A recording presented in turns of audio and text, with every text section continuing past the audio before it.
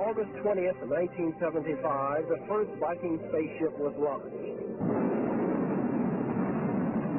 Just 2 weeks later, there was a second Viking launch. Together, they began to search for Martian life. 2 orbiters, 2 landers, headed for 2 different locations on the Red Planet. It was a gutsy mission. It was one of the biggest adrenaline rushes of mine or anyone's life, and the story as it unfolded was a classic example of scientific discovery.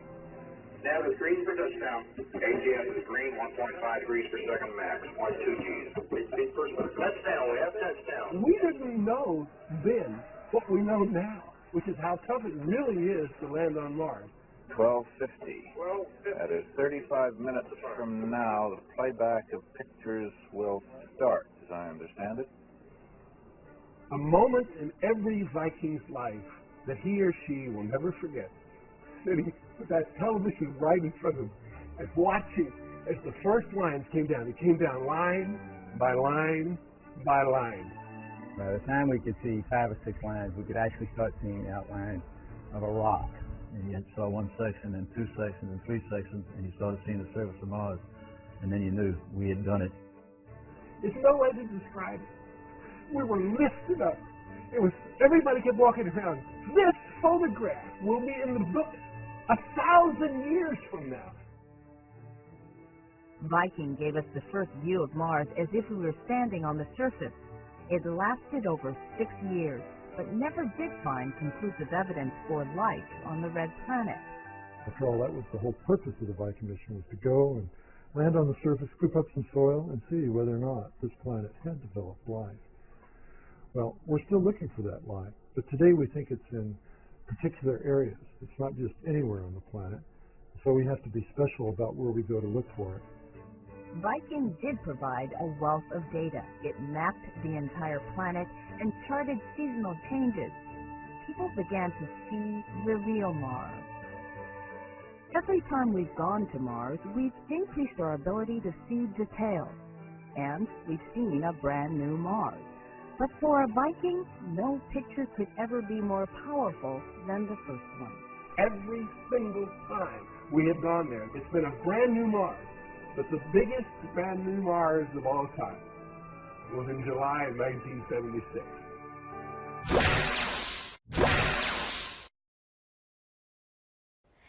At this point, you may be asking, what is the NASA connection here? One of NASA's main goals is to discover if life exists in other worlds. So what we have to do is we have to form that operational definition of life, and we have to look at life here and compare it to life in other places. For example, if you take a look at the planet Earth, we can look at this place and we can see right off the bat that there is a lot of life going on here.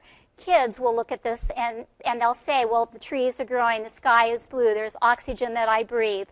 One of the things that's probably not quite so obvious to the kids is the question, it could be alive now, but was it once alive? What on this particular planet was once alive? We have to be able to answer that particular question because we want to go to other worlds, such as the planet Mars. So if we take a look at Mars, you'll notice that this particular landscape is completely different than the landscape that we saw on Earth. Here you see nothing obviously growing. There's no trees, there's no plants. So the question arises, is there life on this particular planet? We have to go back to our operational definition of life, and we have to start taking soil samples. Again, that's what this project is all about, is taking soil samples, and using those soil samples, we must determine whether life exists or not. We sent a rover there, the Viking, in the mid-70s, 1976, and one of its prime missions was to determine if life existed on this particular planet. So it ran some experiments, the end results being inconclusive. It could not make a determination on whether there was life there at one time or not. It did take a lot of pictures. The pictures were not all that great. They were a little bit grainy, a little bit blurry, but we do have some of that film segment. So let's pause for just a few minutes and take a look at some of that film. Viking gave us the first view of Mars as if we were standing on the surface. It lasted over 6 years, but never did find conclusive evidence for life on the Red Planet. After all, that was the whole purpose of the Viking mission, was to go and land on the surface, scoop up some soil, and see whether or not this planet had developed life. Well, we're still looking for that life, but today we think it's in particular areas. It's not just anywhere on the planet, so we have to be special about where we go to look for it. Viking did provide a wealth of data. It mapped the entire planet and charted seasonal changes. People began to see the real Mars. Every time we've gone to Mars, we've increased our ability to see details, and we've seen a brand new Mars. But for a Viking, no picture could ever be more powerful than the first one. Every single time we have gone there, it's been a brand new Mars. But the biggest brand new Mars of all time was in July of 1976. Let's take a look at another mission to Mars. The Odyssey is a satellite that circled Mars and took pictures of the planet's surface. Now, these pictures were much better than the grainy, blurry pictures that the Viking took. It's actually capable of taking pictures in 3 different modes. It took pictures in visual, it took pictures with gamma rays, and it also took pictures in infrared. These were the better pictures that we got back from Mars. As a matter of fact, I believe that we have some of these pictures in the very next video clip. So let's pause for just a moment and take a look at those. The camera on Mars Odyssey is called Themis, and it actually is 2 cameras in one. It's a visible light camera, taking pictures like you would see with your eye, and it's also an infrared camera. So we're able to really learn a lot about the composition of the surface, what minerals make up the surface. It's really a powerful tool, and we've created now 2 maps, one in the daytime and one in the nighttime, each of which is the highest resolution global map ever acquired at Mars. I got interested in Mars when I was a kid. My mom bought me a telescope when I was about 12 years old, and I've been looking at Mars ever since. I was fascinated just because it was this tiny little place a long ways away, and people were trying to speculate what it was like. So all my life I've been trying to take better and better pictures and get closer and closer to help sort of imagine what it would be like to actually walk around on that planet. We have Odyssey to thank for this next slide. As you can see, we sent another robot to Mars, and it was called the Phoenix. It was a pretty much stationary robot. It went to the North Pole. This particular site was chosen from Odyssey. When Odyssey looked at the North Pole of Mars, it noticed that there was a sheet of ice, or what appeared to be a sheet of ice, underneath the surface. So Phoenix was sent there, and it landed, and it conducted experiments on the surface there. As it dug through, we did notice these white deposits, and scientists were actually able to confirm that there was frozen ice deposits underneath the surface on the North Pole of Mars. After Phoenix, we have another rover that is actually being born as we speak. This is Curiosity. Curiosity is a roving laboratory. It's much bigger than Spirit and Opportunity that are on Mars right now. And it is right now in the Jet Propulsion Laboratory in Pasadena, and it will be launched in the fall of 2011. That leads us into the next video segment. I think we have something on both of these rovers, so let's pause for a moment and take a look. Phoenix was a Mars lander mission. In 2008, it landed in the North Polar region of Mars. That's about equivalent to Alaska latitude on the Earth, or mid-Greenland. And its job was to land, dig down, and sample the soil and ice that it encountered in that region of Mars. Mars Science Laboratory will have sophisticated instruments which will be able to look at the mineralogy in much more detail, but also looking at minerals which either were formed by organisms, living organisms, or show signs that living organisms were around when they were formed.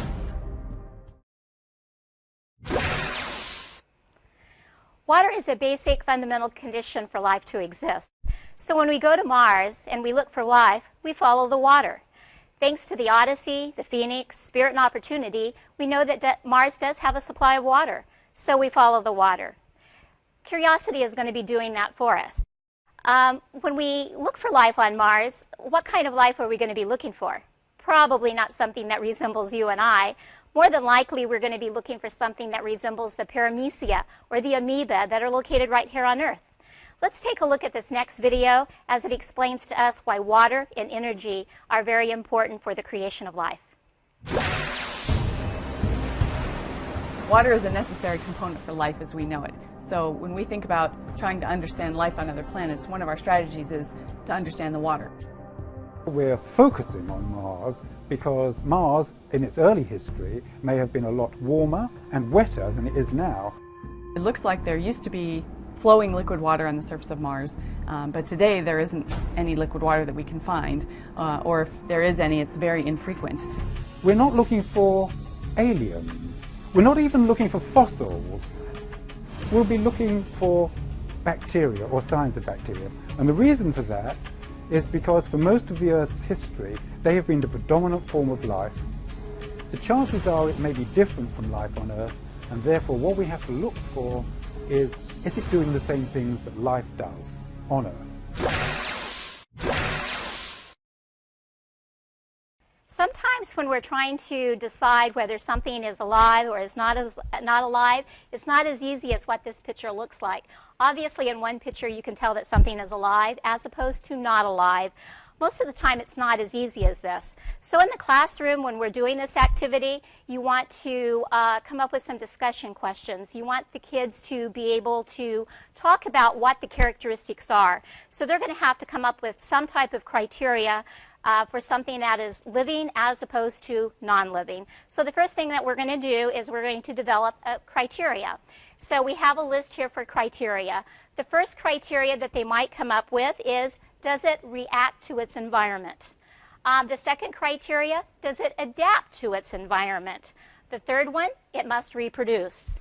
The fourth, does it grow? The fifth, does it obtain and use energy?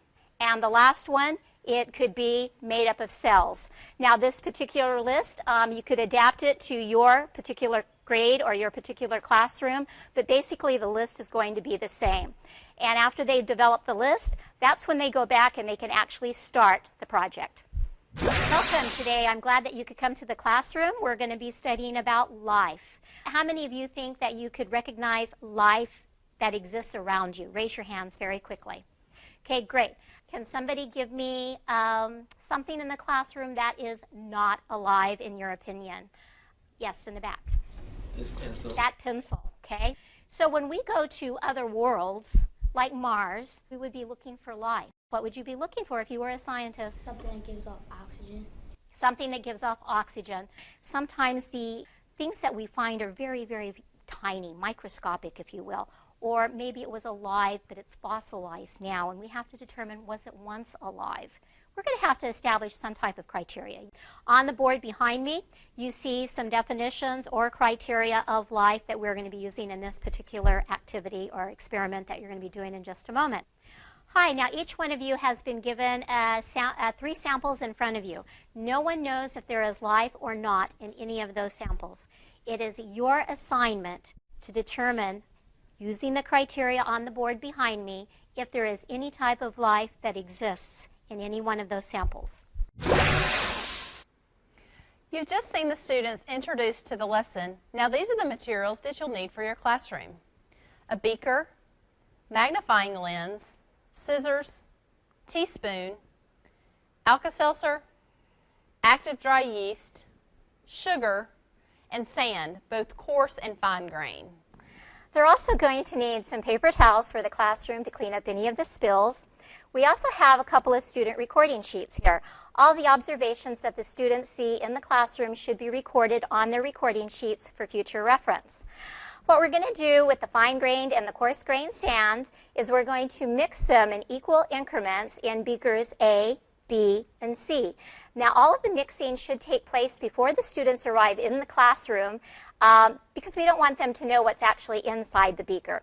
So again, we're going to fill them about 1/4 of the way full with the sand, and then we're going to take 5 milliliters of sugar, and we're going to mix those in beakers A, B, and C.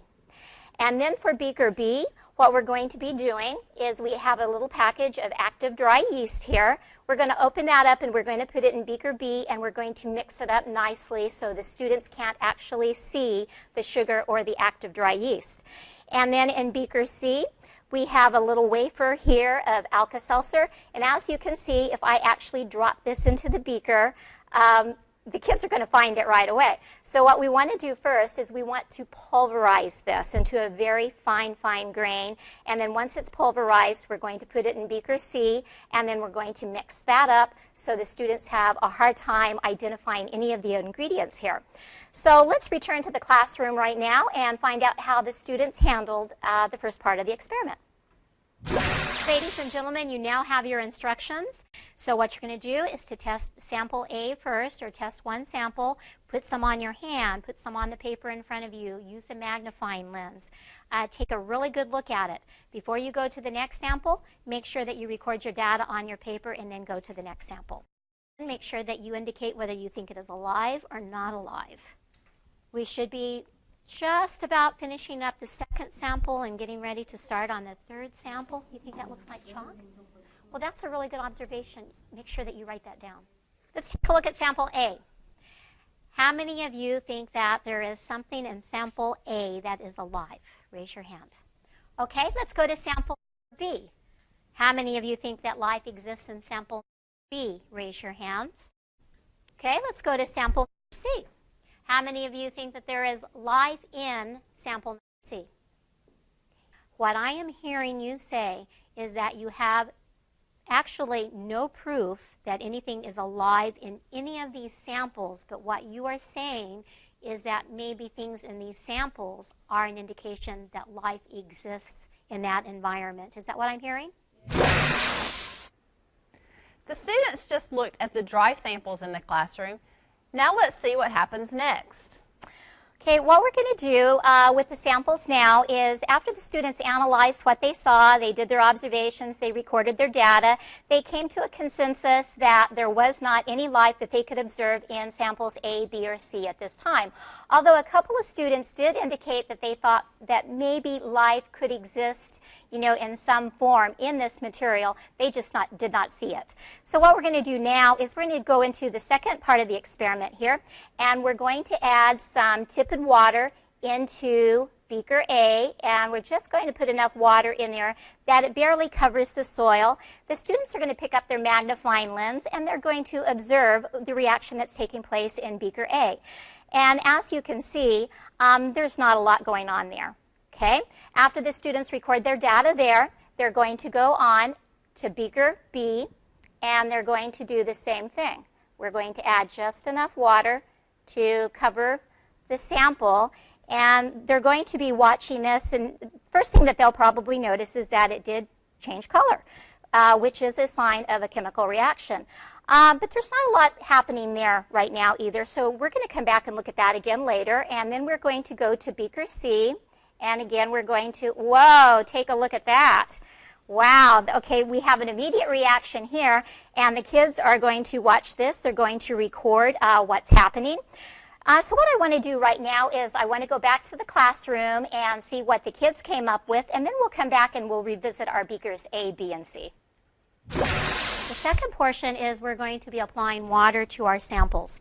And you're going to cover your soil sample just so all of the soil is covered. That's all the water that you need in it. Take a look at it. Use a magnifying lens. You're looking for some type of reaction. What about this up the top? What do you think that is? With the white? Yeah, that white stuff. What is that? Is that bubbling or fizzing or something? Oh my God! Guys, it stinks. No, it smells like rice to me. It smells like rice. Does it bubble? Yes. Is it changing temperature? We're not going to check the temperature, but are you getting a reaction? You know the signs of a chemical reaction? Changes color, changes temperature, it starts to bubble. Do you think you're having a chemical reaction there? Yes. How many of you think that there is life in sample A? Nobody. Okay, why not? Because nothing happened to it. It was just water. Okay, it just pretty much sat there. How many think there is life in B? Okay, good, excellent. How many of you think that there is life in C? Okay, good. Like you see all this like what is all this around? It's like fizzing up. You see, got two layers of water. You see, one white and one's like a caramel. Right, okay, now remember this is a fungus. This is actually showing signs of growth, reproduction. The cells are multiplying. So basically what you are seeing here is it is doing exactly what it's supposed to be doing. It is following the criteria for life.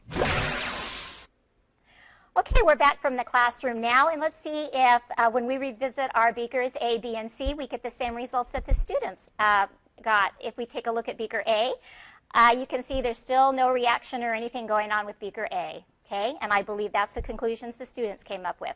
If we take a look at beaker B, as you can see, there is some major reaction going on here, okay? Definitely something happening in this particular beaker, and I believe that's also what the kids recognized in the classroom. Beaker C, even though there was a reaction in the beginning, it has stopped. And if there was true life going on here, if there was true type of reaction going on here, it would not stop. It would be continuing. So consensus is that life exists only in beaker B. Okay? So what we're going to do now after this is we're going to move on to our extensions and our resources.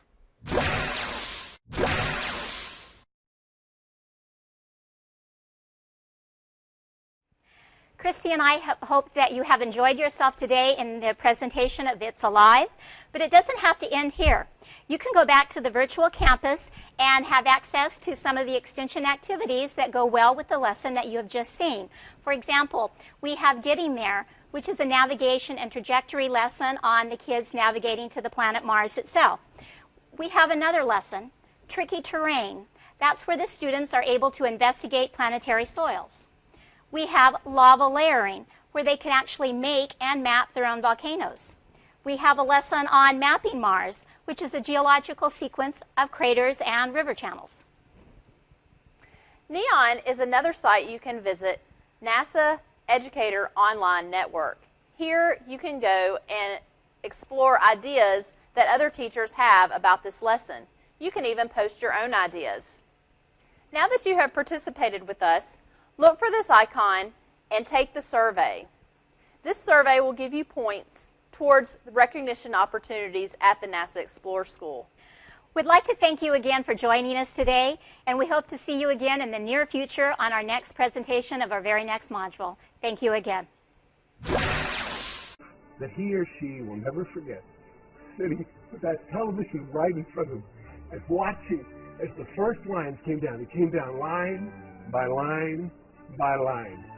By the time we could see 5 or 6 lines, we could actually start seeing the outline of a rock. And you saw one section, and 2 sections, and 3 sections, and you started seeing the surface of Mars. And then you knew we had done it. There's no way to describe it. We were lifted up. It was, everybody kept walking around. This photograph will be in the book.